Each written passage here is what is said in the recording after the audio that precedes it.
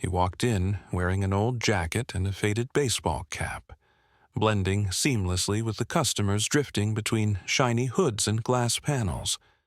No clipboard, no entourage, just quiet steps and sharper eyes. To the staff, he was just another man browsing cars. But 5 steps into the showroom he stopped cold. Just beyond a row of polished sedans, one of his salesmen, his own employee, was spinning lies to a young couple. Warranty upgrades that didn't exist. Financing deals inflated beyond honesty. Promises tossed out like confetti, careless and rehearsed. The salesman didn't flinch, didn't pause. He had no idea the man he was misrepresenting stood just feet away, watching, listening, and unraveling inside. What was meant to be a routine, anonymous visit turned into something else entirely, a reckoning. For the business, for the team, and for the man who built every inch of it from nothing but grit and reputation. Before we begin, tell us where you're watching from, and stay until the end to see what happens when truth walks through the door, unannounced. Harold Dixon had once turned wrenches for a living, thick with grease, sweat clinging to his brow, his name stitched onto the pocket of a blue jumpsuit. At 58, the jumpsuit was long gone, replaced by tailored suits and headline interviews. He was now the celebrated owner of Dixon Auto Group, one of the city's top dealerships. People knew him as the smiling man in TV commercials, the community hero who donated cars to veterans and scholarships to kids. But behind the accolades, Harold carried something quieter, a growing discomfort, a silent pull in his gut. He hadn't been on the showroom floor in nearly 3 years. Paperwork, expansion deals, and the image machine had kept him at arm's length from the very place where his journey began. And lately, he'd been hearing things, hints in whispers, murmurs that his name was being used in ways that didn't match the man who had built it. That morning, he dressed like the version of himself the world forgot. A weathered jacket, an old baseball cap. No name tag, no smile for cameras, just a man walking into his own business as a stranger. The dealership sparkled under the showroom lights, all glass and polish and performance.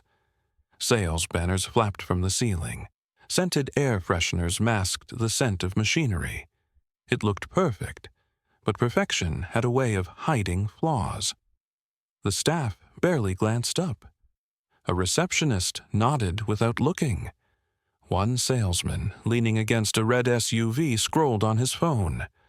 Harold moved slowly, observing everything. He wasn't there for greetings. He was there to see beneath the surface. His footsteps echoed softly against the tile, a steady rhythm of someone returning to a place that no longer felt like his. And then he heard it. A voice, confident, smooth, and far too familiar with bending the truth, pitched a fabricated deal to a young couple across the floor. The salesman gestured broadly, tossing Harold's name into the pitch like seasoning.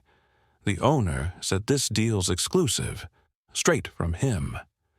The words dropped like stones into Harold's chest. He stopped walking. The polished floor, the shining cars, the perfect decor, it all blurred for a moment. His business still bore his name on every wall, but the values, the truth he built it on, that was nowhere to be found. Jake stood beside a sleek black SUV, sleeves rolled, grin polished to perfection. His voice danced through the air like a performance rehearsed 100 times. "This model, you won't find it cheaper anywhere in the city," he told the young couple standing in front of him, hands resting on the stroller between them. "And the owner himself, Mr. Dixon, he told us to do whatever it takes to close the deal. He's all about volume, not the fine print." He chuckled, as if they were all in on some clever secret. The couple, exchanged hesitant glances, unsure but hooked. Just a few feet away, crouched slightly behind a row of showroom cars, Harold stood completely still. His arms folded tightly across his chest, jaw locked, eyes sharp with disbelief. He'd heard enough to know this wasn't a one-time exaggeration. It was a routine, a script. Jake wasn't improvising. He was delivering, and he was using Harold's name to do it. The silence around Harold pressed in. Not the kind found in peace, but the kind that came before storms. He didn't move, didn't call Jake out. His expression was unreadable, but his thoughts churned like engines ready to overheat. He scanned the room. Not one person had batted an eye at Jake's lie. Not the other salesman nearby, not the receptionist laughing with a coworker. They all moved as if this was just another Tuesday. Harold took a slow breath and stepped back, disappearing between two SUVs. He walked out the side door without a word, his footsteps swallowed by the hum of air conditioning and casual deception. No grand confrontation, no shout to stop the show, just silence. But the silence didn't mean acceptance. It meant calculation. Jake's lie wasn't just a crack in the wall, it was a question with weight. Had this place, this brand, this name he had bled to build, slowly become something he no longer recognized? Was this just one man's betrayal? Or had the rot run deeper, fed by years of distance and trust misplaced? Outside, Harold stood in the shadow of the dealership sign that bore his name. Dixon Auto Group, bold in chrome letters. And for the first time in years, he didn't feel proud. He felt like a stranger under his own legacy. The next morning, the glass doors swung open just past 9 a.m., and in walked Harold Dixon, no longer the man in a weathered jacket and baseball cap, but the one the city knew. Crisp navy suit, polished shoes, a quiet authority that turned heads before a single word was spoken. The receptionist blinked in confusion, quickly straightening. A few staff members scrambled to stand, murmurs rippling across the showroom like static before a storm. Jake, busy laughing with a junior salesman near the coffee machine, didn't notice at first. Harold didn't raise his voice. He didn't need to. He simply said, "Main floor." "Everyone, now." The weight of his tone carried the kind of silence that cleared a room. One by one, the staff assembled, some confused, some nervous, others already guessing why he was there. Jake leaned against a desk, arms crossed, trying to keep his smile. But it was thinning fast. Harold stood beneath the dealership's main logo, the bold silver letters spelling out Dixon Auto Group. He looked around slowly, his eyes landing on every face. Then he began. "Yesterday, I walked in dressed like no one special. None of you recognized me. That wasn't the part that hurt." The room went still. What hurt was what I heard. A salesman telling a young family that I said to do whatever it takes to close the deal, that the fine print didn't matter, that this place, my name, stood for shortcuts, and silence. Murmurs started. Eyes flicked toward Jake, whose jaw now tightened beneath his forced grin. Harold continued, voice low but unwavering. "I started this business with grit under my nails. I sold cars out of a gravel lot. I earned this name with truth, not tricks. So when I hear it used like a prop in a lie, I don't just hear a sales pitch, I hear a betrayal." He paused. The silence deepened. Then he turned and looked directly at Jake. "You didn't just lie to customers. You lied using my name. And if you don't believe in that name, you don't belong under this roof." Jake's face flushed. "Mr. Dixon, I didn't mean to." Harold raised a hand, stopping him without a word. It wasn't anger in his face. It was disappointment, heavy, earned. You meant to close the deal. That much was clear, he said quietly. But here's what you didn't know. I built this place not so we could sell the most cars, but so we could do it without ever needing to look away when a customer walked back in. No one moved. This building's glass walls were meant to reflect transparency. Somewhere along the way, some of you stopped looking at your own reflections. Jake looked at the floor. The silence around him was louder than any reprimand. Harold took a step back. There will be changes, he said simply, and those who can't live up to the name on the wall will need to find another one to stand under. And with that, he walked out of the circle, not with triumph, but with a kind of quiet sorrow only leaders carry when they see something they love drift too far and decide to pull it back. The days that followed felt like a slow unraveling of everything Harold thought he knew about his business. What began with one salesman's lie turned out to be just the surface. As he quietly sat down with different employees, finance officers, junior salespeople, even interns, pieces of a deeper truth began to form. Jake hadn't acted alone. The culture of overselling, of manipulating the numbers, of stretching the truth with a smile, had seeped into more than just one conversation. It was a quiet rot, normalized, unspoken, tolerated. The turning point came not in a boardroom, but at the front desk, where Harold happened to pause by the receptionist counter.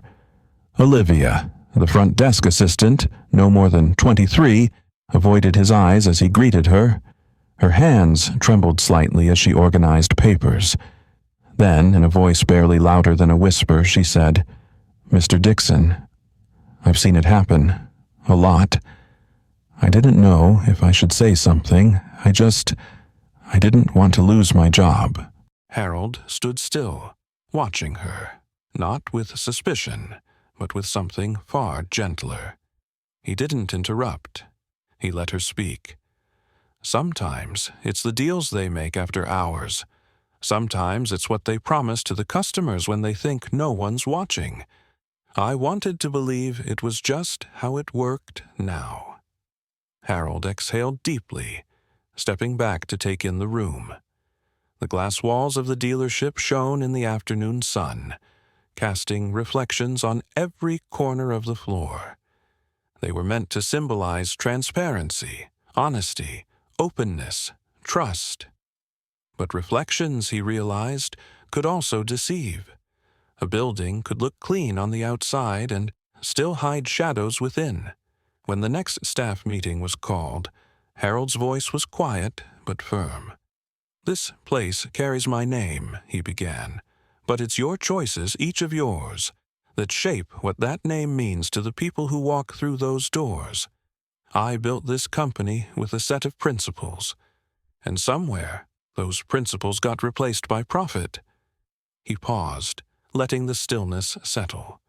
"But I'm not here to burn it down. I'm here to rebuild it." He looked around the room.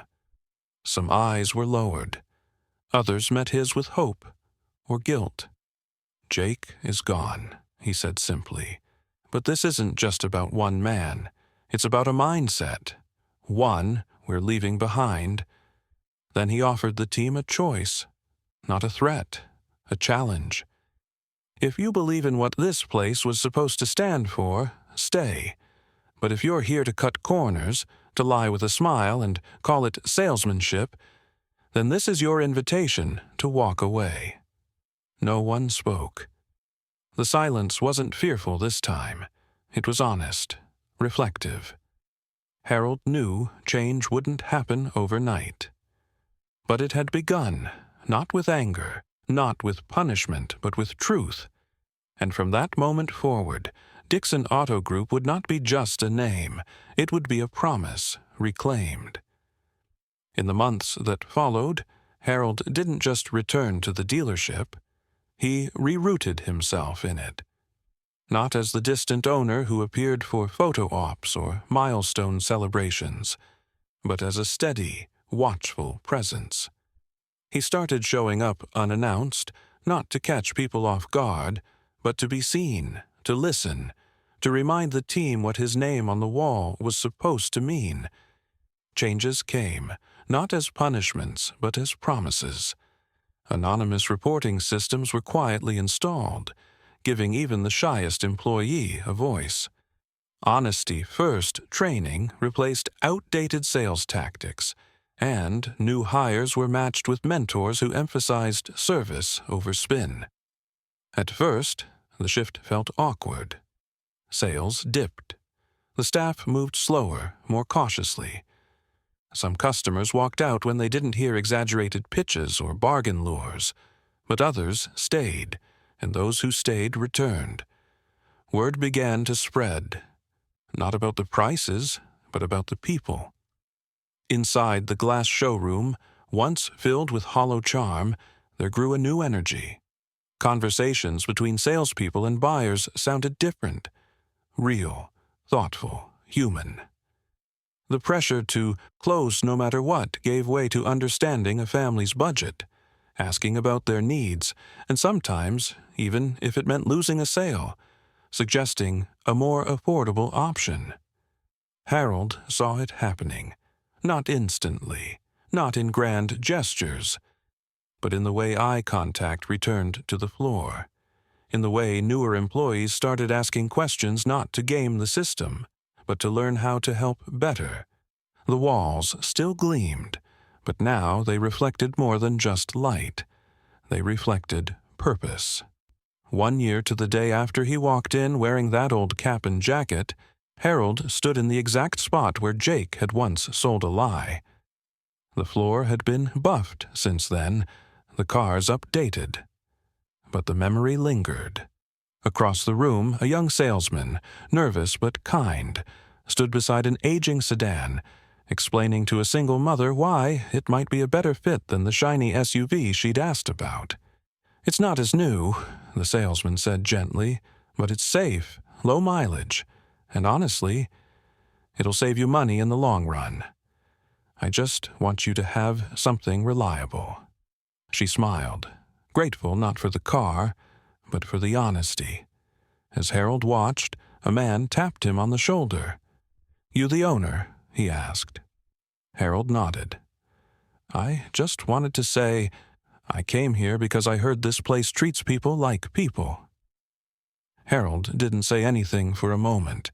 He looked around, at the quiet movement of trust rebuilding itself, at a team that had stopped selling dreams and started serving lives.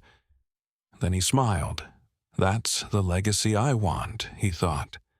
Not built on flash or numbers, but on truth, earned every day, one conversation at a time. Sometimes the rot doesn't start at the roots. It starts in the silence between values and actions. For Harold Dixon, a business wasn't just about numbers or shiny cars. It was about trust, about the quiet promise his name made every time a customer walked through those doors. But it took one unannounced visit, wearing old clothes and no title, to uncover what had been hiding in the plain sight. Not just one man's lie, but a culture that had quietly drifted from its foundation. That moment changed everything, not through outrage, but through reflection, accountability, and the courage to rebuild. So ask yourself, what would someone hear if they walked into your world with no warning? Would your words match your values? Would your silence speak louder than your standards? If this story stirred something in you, share it with someone who knows that leadership isn't about standing above others. It's about standing up when no one else will. And follow us for more stories where truth doesn't knock. It walks in, and everything changes. Thank you for watching. We'll see you in the next one, where names are earned, not borrowed,